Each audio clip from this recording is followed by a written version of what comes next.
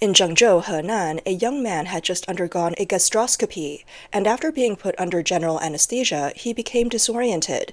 While lying in his hospital bed, he repeatedly shouted, "Huawei Mate 60 Pro is leading the way." This moment was recorded by his friend and quickly went viral online.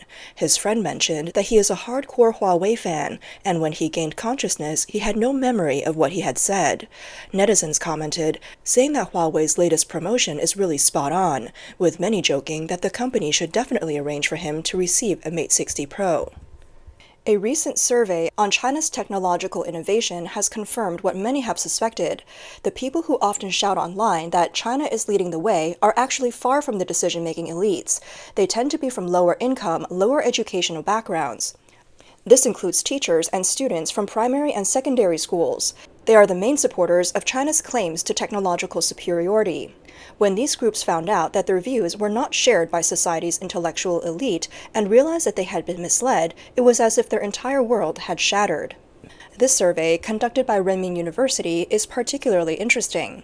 It involved people from 341 cities across 31 provinces and regions, gathering over 3,000 responses. The results revealed several clear patterns. The first key finding was that private entrepreneurs, university professors, and researchers were the most realistic. These people work with scientific research every day and are well aware of the gaps China still faces compared to the developed countries in many fields. For example, when asked about the gap between China and the US in AI, Sun, an academician at the Chinese Academy of Sciences, responded, "When ChatGPT first came out, people said the gap between China and the US was 2 to 3 times. We've caught up in the past 2 years, but the gap doesn't seem to have narrowed much." He added, "This is normal. After all, we're still behind in soccer." His point was that, still, it's a positive outcome. At least it's better than China's soccer team. The survey also found that unemployed or underemployed groups are more likely to believe national security should come before development. They argue that since China is already far ahead of the West, national security should be the top priority. According to the Ministry of Science and Technology, China has 6.35 million R&D workers, but more than 600 million people earn less than 1,000 yuan a month. This suggests that these 600 million people are mostly unaware of the true state of China's technological progress. In other words, the rational voices from China's elite are easily drowned out by the popular belief that China is leading the way. In a recent humorous moment, a farmer, speaking in his local dialect, confidently shared his thoughts on the international situation. 美国走下坡路，国力衰微。 The US is in decline, its national power is weakening, and it can no longer support Ukraine. Although it still supports Israel and has big ambitions to dominate the world, its economic power just can't keep up. Many people are terrified of the US in the face of their guns. This is pure ignorance. His analysis could easily compete with state-run news broadcasts. Another interesting finding is that bureaucratic elites, those working in government and state-run institutions, agree with private entrepreneurs on the importance of development. They understand that development must come first before national security can be discussed. These elites are fully aware of the gaps between China and the West, but due to the current political climate, they remain silent. This silence further strengthens the illusion among the general public that China is leading the way. These elites may push for reforms when the opportunity comes, but if that doesn't happen, they will likely just get by quietly. Finally, the survey found that teachers and students from primary and secondary schools place an even higher emphasis on national security than other groups, second only to the unemployed. They also believe that state-owned enterprises are the most innovative and that private capital should be eliminated. This view contrasts sharply with that of the parents of students who see state-owned enterprises as the least innovative.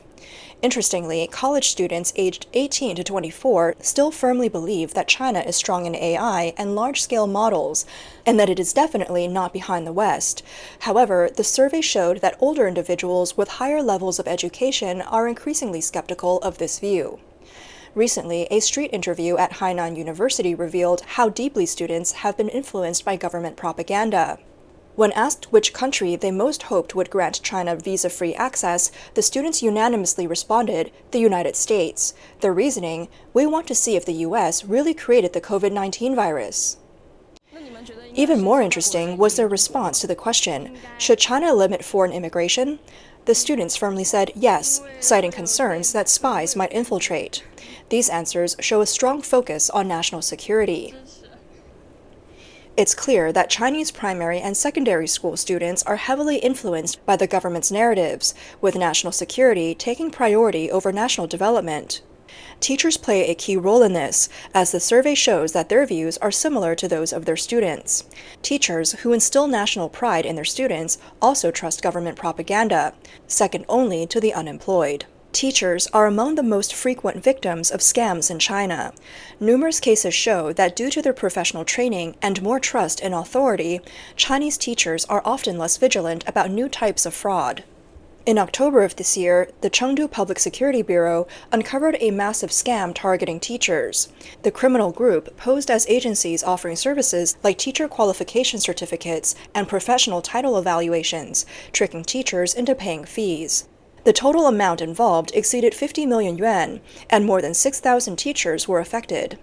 In 2021, many teachers in Shenyang fell victim to telecom scams. One teacher from Shenyang Aerospace University was defrauded of nearly 150,000 yuan, while another from the Yutian Experimental School lost 250,000 yuan. These examples show that Chinese teaching professionals' natural trust in authority often leads to limited awareness and poor judgment. As a result, teachers unintentionally perpetuate official ideologies in their classrooms, forming a national security first mindset that they pass on to their students. This is part of a broader system of social control that has deeply infiltrated the education system in China. Today's teachers are adept at instructing students to honor leaders and public figures, nurturing them into obedient, good kids who believe in China's supposed technological superiority. They rarely encourage independent thinking or critical questioning of authority. It's no surprise, then, that the mindset of these students is so different from that of entrepreneurs. However, while their thinking may be narrow now, it's unlikely to remain so in the future. Once these students enter society and face challenges, many will gradually become more aware of the importance of development and progress. They will come to realize the gaps in technology and the significance of economic growth. Currently, however, many young students still believe in the idea that my country is amazing and trust in China's supposed technological leadership, even thinking that Huawei's threefold foldable phone is globally unmatched. So, just how far has the leading the way narrative spread in China? A viral video recently showed a self-proclaimed scientist claiming that after 25 years of research, he had developed 6G technology. He even claimed to have welded chips directly using an electric welder. While such statements would be laughed off in other countries, some in China believe it. One online comment summed it up. "Oh my god, honestly, I just saw the most ridiculous video of the year." But that's not even the most disturbing part. Recently, an online user shared a truly chilling experience while buying a car. The salespeople at the dealership claimed that customers could sleep while driving on the highway. The user was shocked. How could that be? Even with autonomous driving, it still requires the driver to keep their hands on the wheel. The salesperson then suggested buying a fake hand from Taobao. The user questioned, "But there's also a fatigue monitoring system." The salesperson replied, "No problem, our fatigue monitoring system can be turned off." This shows how far the technological superiority narrative goes, even disregarding basic safety in the name of showcasing China's advanced technology. Recently, tech company CEO Zhou Hongyi jumped on the Huawei foldable phone bandwagon. But as a tech executive, he couldn't find any real technological innovations to praise. In the end, he awkwardly highlighted two advantages. 1. The phone can block your face during calls to avoid embarrassment. And 2. The phone can even hold down the lids of 2 cups of instant noodles without letting any steam escape, hence making the noodles taste better. Is he trying to praise the phone or mock it? This kind of leading the way echoes findings from the Renmin University survey. The internet is full of claims that China is already leading the way in every field.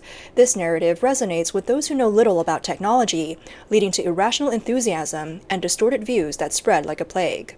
The reality for this is that China's propaganda system constantly promotes distorted views of reality. Meanwhile, the lower classes cling to blind confidence as a way to cope with their sense of disillusionment with the real world. Since the US-China trade war began in 2018, the Chinese government has needed to show that it is resilient to sanctions. In response, it promoted the narrative that China is leading the way in various areas to calm the public and prevent social unrest. While the COVID-19 pandemic hit, the economy slowed, and people's livelihoods became more difficult. The government needed to divert attention from the real issues. This leading the way narrative helped create an image of China's rise as a great power, shifting the focus away from the current problems to the dream of national rejuvenation. After the pandemic lockdowns ended, the economic slowdown, rising youth unemployment, and increasing social conflicts made it even more crucial for the government to emphasize China's superiority to maintain its legitimacy. Why are lower-class groups particularly susceptible to this narrative? While people can see that GDP is growing, they also feel the wealth distribution is skewed toward the rich. Ordinary people are left only with scraps. One commenter expressed frustration. "The cake keeps growing, but what does that have to do with me? I'm just a screw turner. It's basically impossible for someone like me to move from the bottom to the middle class." This mindset is clearly reflected in the survey data. Unemployed or underemployed groups rated the idea that development is the foundation of security at just 3.9 points, far lower than other groups. For them, development has little connection to improving their quality of life. In contrast, private entrepreneurs have a very different perspective. They are deeply concerned about the survival of their businesses, knowing that without core technologies, they would be eliminated by the market. With the gap between China and the West being so apparent, they understand that development must come first. Without economic strength, there is no national defense. But it's important to note that the leading the way narrative is essentially a tool used by the Chinese Communist Party to manipulate the public. Through patriotic influencers and social media channels, the government successfully shifts the focus of wealth inequality to the so-called capitalists. The growing strength of state-owned enterprises is portrayed as key to China's military power, further reinforcing the illusion of leading the way. Many people find themselves trapped in an information bubble created by the Chinese government, similar to the situation of Russian President Vladimir Putin. Putin remains convinced that the Russian military is performing well, easily defeating Ukraine and NATO forces, but this belief is based on a highly filtered flow of information. He only hears about Ukrainian casualties and NATO losses, while any Russian setbacks are attributed to NATO intervention or accidents. As a result, Putin is misinformed about the true situation on the front lines. His brigade commanders, fearing to tell him the truth, report only good news, leading him to believe that Russian forces are succeeding. Meanwhile, the reality on the battlefield shows Ukrainian forces pushing deeper into Russian territory. If someone like Putin, the highest leader, can be trapped in an information bubble, it's no surprise that those in the lower rungs of society are also affected. They often band together for support, largely because they feel they have no place in the market-driven economy and struggle to find their value in society. Many people attribute the struggles of the lower class to personal shortcomings or family background differences. However, the reality is more complex. In China's unique education system and social environment, many are raised with a fixed mindset. This mindset leads them to rely too heavily on external authorities and lack the ability to make independent judgments. As a result, when faced with the challenges of a market economy, they often feel lost. A popular Chinese saying online captures this. "Those who sleep on the floor are the proudest. Those in luxury homes are the most worried." This reflects the kind of thinking that creates and reinforces these issues. The deeper reason lies in a carefully designed social control system. Through the education system, specific ideologies are continuously ingrained in people from a young age. This fosters a reliance on authority and weakens the ability to think critically and make independent judgments. By the time many realize the issue, it's often too late to make meaningful changes, and they find themselves trapped in difficult circumstances. When large segments of the population lack independent thinking and can only passively accept the status quo, it inevitably affects innovation and progress within society. Personal growth becomes limited, and societal development stagnates. This may be exactly what the Communist Party leaders want. By relying on their elite class, they can control the entire society and ensure the stability of their dictatorship. However, as social pressures continue to mount, especially with the younger generation facing challenges like unemployment and housing, more people are beginning to recognize the flaws in the system. Though awakening takes time, the increasing struggle for survival is prompting more young people to think critically, question the system, and seek potential change. This awakening may be slow, but it will ultimately have a profound impact.